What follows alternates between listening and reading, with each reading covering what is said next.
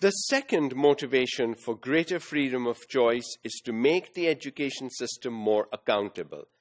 When parents are willing to pay the high fees to a school or an institution, they can demand quality education. They can go and meet the teacher. They can go and meet the administration, the principal, talk to them about what is happening or not happening with their child or children. And so what happens is the school becomes accountable. The parents, because they send their children to that particular school, make the school accountable for what they promised. They promise quality education, they promise small class sizes, they promise small student-teacher ratios, they promise good quality hands-on science and computer labs and stuff like that. Are they delivering? Are they providing all that? Most of the work will happen in school, because parents at home, if we have to teach, then why are we spending so much money sending our children to schools? So, is the school delivering on what it promised? And when parents are vocal, and parents should be vocal, after all, the parents are the clientele, the students are not. The students are the customers, but they don't pay. The parents are paying. So the parents are the clientele, and the school needs to satisfy the clientele. That's the job of the supplier, to make sure that even the most challenged clientele is actually satisfied.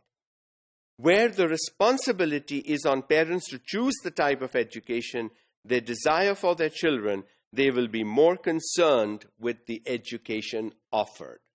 It's very, very important, because when I, as the parent, am willing to sacrifice and pay, all parents are not rich, and all parents don't come from the elite class, but parents are willing to sacrifice for their children.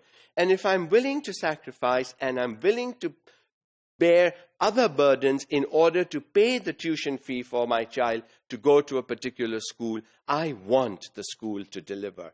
And parents should be vocal.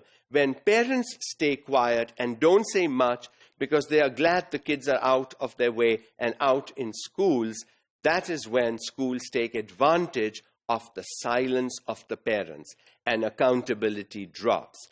When parents become vocal, when parents are willing to open their mouths and question the schools, why this, why that, how come, and all that, then schools become accountable. And it is the responsibility of the parents to make sure that the schools are accountable for what they claim to offer. Parents will hold schools accountable by their choice of school. If a school offers poor quality education, parents will not choose it. Enrollments will decline, and some organizational change, that is closure or restructuring, will be necessary. Now, when parents are vocal and demand stuff, the schools will deliver. Now, when a school is not doing very well, the quality of education is poor, chances that parents will go there drop. So the student enrollment drops.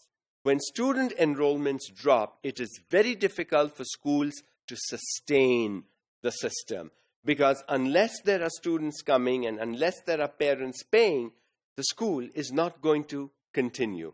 So two things could happen eventually. The school would actually close down because there are no students coming and no school is going to run on 20, 30, 50 students. Or serious restructuring is done, which means the school owners and the school administration seriously sit down and talk. How can we make what we do better? How can we attract more parents to bring their children to our system, to our school?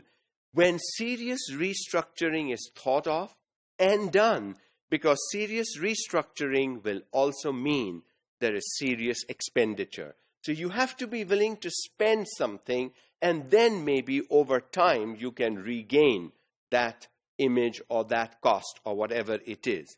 So working towards restructuring is better than simply closing the system.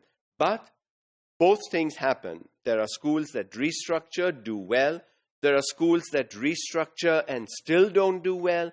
And there are schools that don't restructure at all and decide to shut down, which is not the best option, But when you don't attract students, when you're not delivering what you promised, when parents are vocal and you are held accountable for what you promised at the time of admission, something like this will come into effect and good quality education will be delivered to our students.